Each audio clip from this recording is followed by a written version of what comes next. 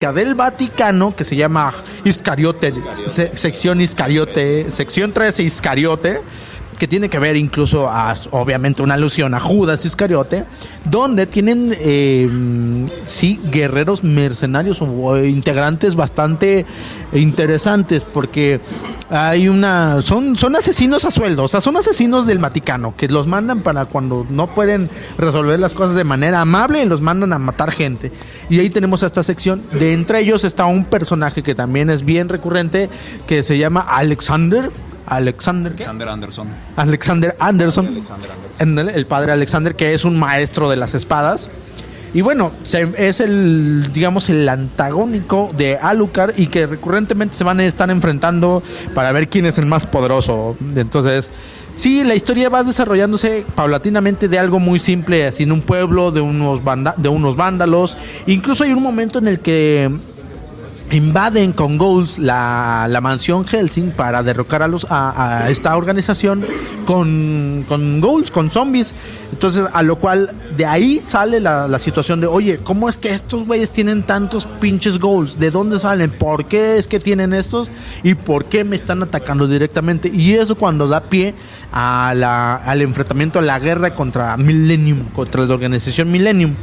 Que bueno, paulatinamente esta organización tiene otros personajes muchísimo así más poderosos que los ghouls, que van enviando uno por uno para enfrentarse a Alucard. Y vamos viendo que en cada enfrentamiento Alucard siempre demuestra un poder escondido gigantesco.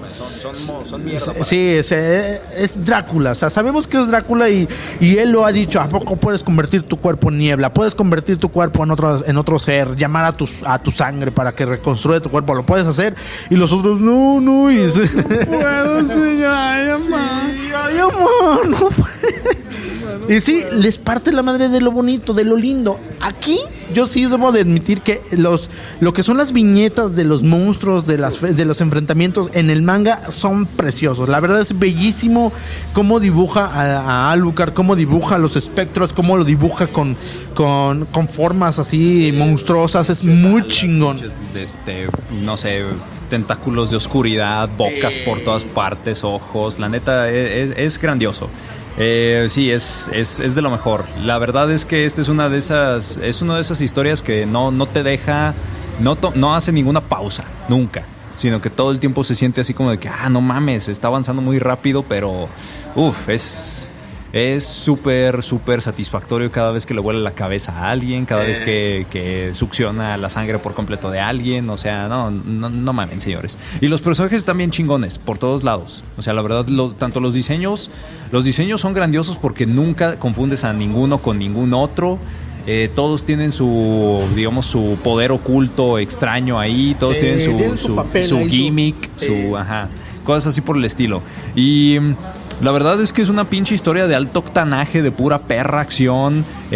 Nunca se detiene para nada. No se toma en serio tampoco para nada. Hay momentos así de pinches chistes así que de plano rompen incluso la cuarta pared y dices, güey, no mames, abuelo. Sí, de hecho, eso es otro de los elementos bien interesantes de la historia. Por un lado tenemos la situación de las armas y las espadas, por ejemplo, de Anderson, y las armas de Alucard y demás, donde incluso el mismo autor dijo, oye, me van a preguntar de dónde salen tantas espadas y de dónde salen tantas balas. Son pinches pistolas dimensionales de balas infinitas, punto, me vale madres, así son y así las quiero hacer. Y el Anderson es un pinche ser tetradimensional de donde saca todas sus pinches espadas infinitas, así que no me pregunten más. Y lo plantea en ese sentido donde dices, va, te lo compro. Es una historia paranormal, es una historia fantástica, donde me estás llevando de acción en acción y de repente de chistes así como que como anticlimáticos. Hay un punto, me encanta porque están enfrentándose, está el pinche Anderson contra el Alucard, casi de que nos vamos a partir la madre bien bonito aquí y ahora. Y de repente llega Ceras con una manada de abuelitos en el museo y ya les apaga completamente la furia. Dicen, oye, como que esto ya no me gustó, ya me aburrí. Sí, yo también. Y ya se van cada quien por su lado. Entonces, ese tipo de chistes como tajantes, cortantes, son muy comunes, muy, muy comunes. De repente tiene un nivel de seriedad así, no, sí tenemos que encontrar a la organización Millennium y no sé qué.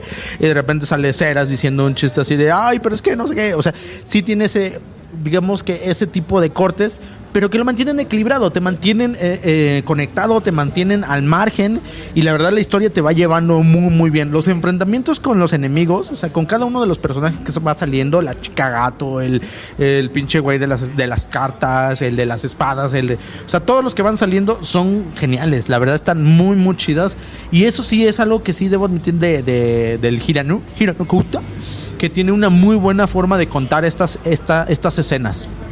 Sí, es muy, muy, muy bueno.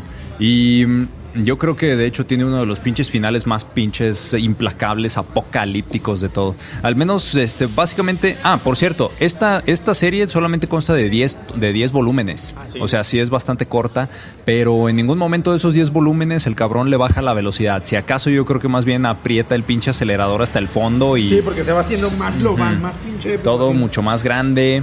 esos ejércitos de todo sí, o sea, ahí sí el güey dice en él, a la verga, o sea, esto es algo que yo quiero hacer, lo voy a hacer como yo quiera y ahí se joden.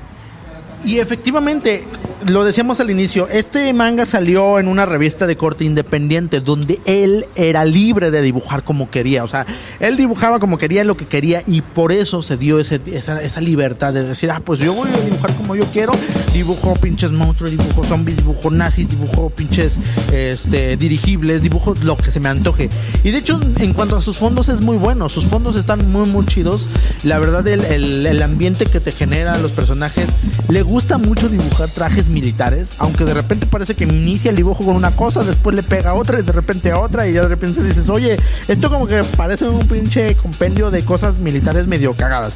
Le gusta mucho dibujar ese tipo de trajes, se nota en cada una de las escenas. De hecho, a Ceras como le encanta dibujarla con su traje militar, y está el pinche nazi, el comandante, el mayor, todo eso le encanta y se nota. Y la verdad es que sí le queda bien. De repente pues tenemos así como que, bueno, tu estilo ya me adapté a él, ya me acostumbré. Y pues sí, la verdad es que la serie es muy buena. En México llegó de manos de Editorial Camite, una de nuestras editoriales mexicanas que es respetable y queda en este país para traernos buenos mangas. Hellsing viene en 10 tomos, como lo decía Freddy. La verdad es corta, pero muy muy llena de acción.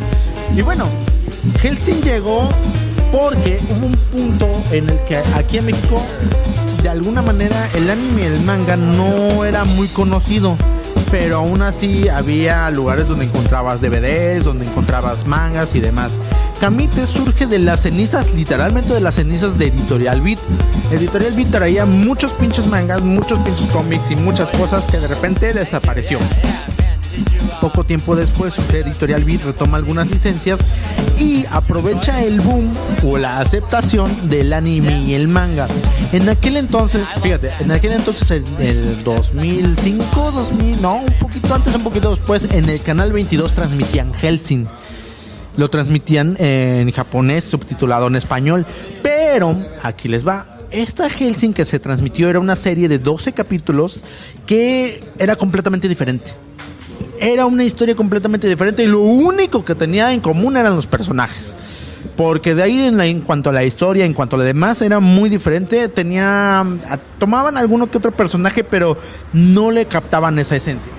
Básicamente solamente los primeros, me atrevo a decir que los primeros 2 o 3 capítulos de esa serie aparecen en el manga, si acaso más. De hecho creo que sí, probablemente como los cinco primeros capítulos, 5 o 6. Ponle tú que la mitad de esos 12 capítulos eran adaptación del manga, pero todo el resto la verdad es que era muy diferente. Y aparte también incluso tenía un tono muy diferente. Sí, ahí sí se tomaba demasiado en serio, pienso yo.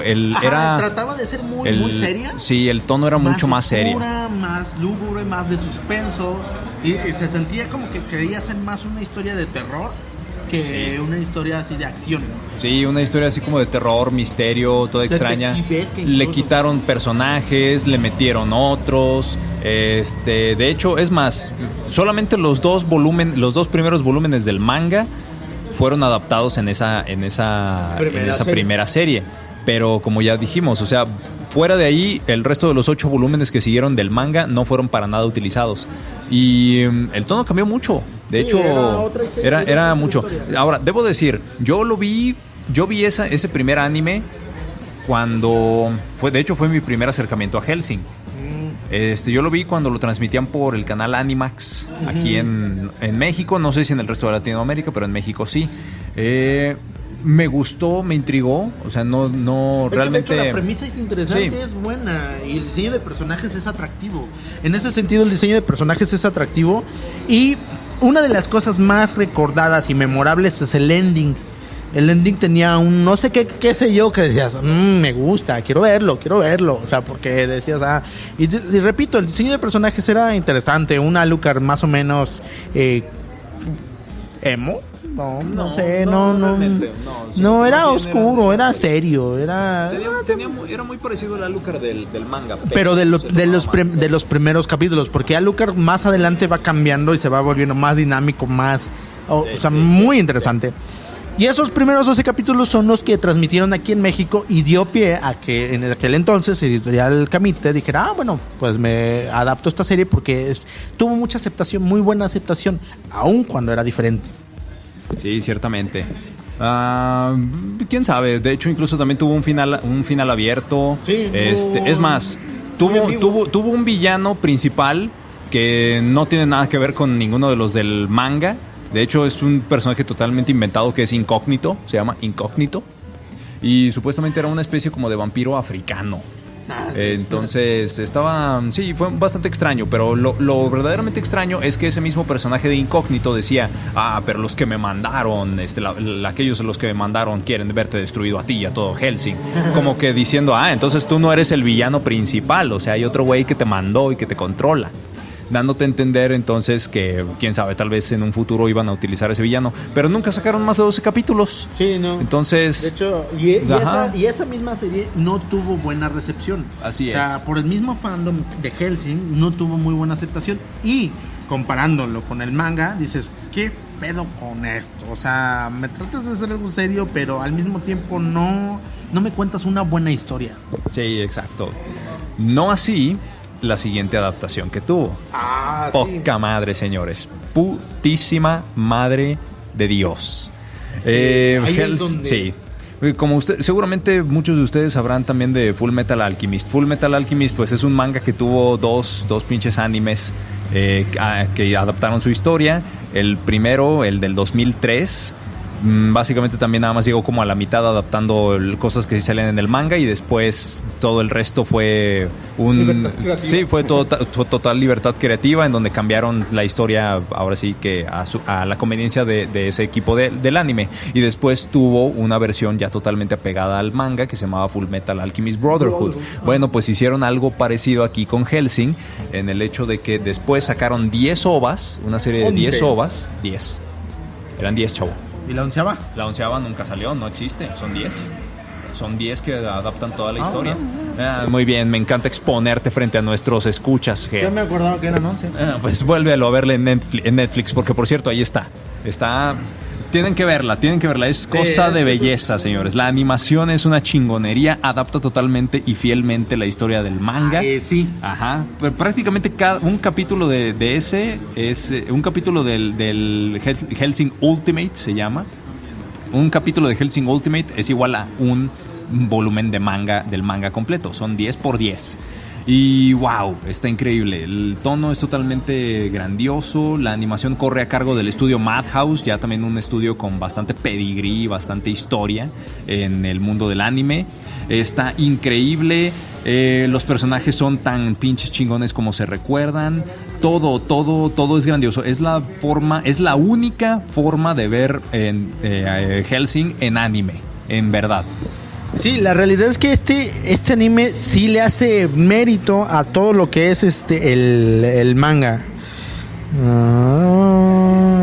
Sigue hablando. Muy bien. Entonces, ciertamente es una cosa de belleza. Está, como ya se los dije, en Netflix. Está totalmente...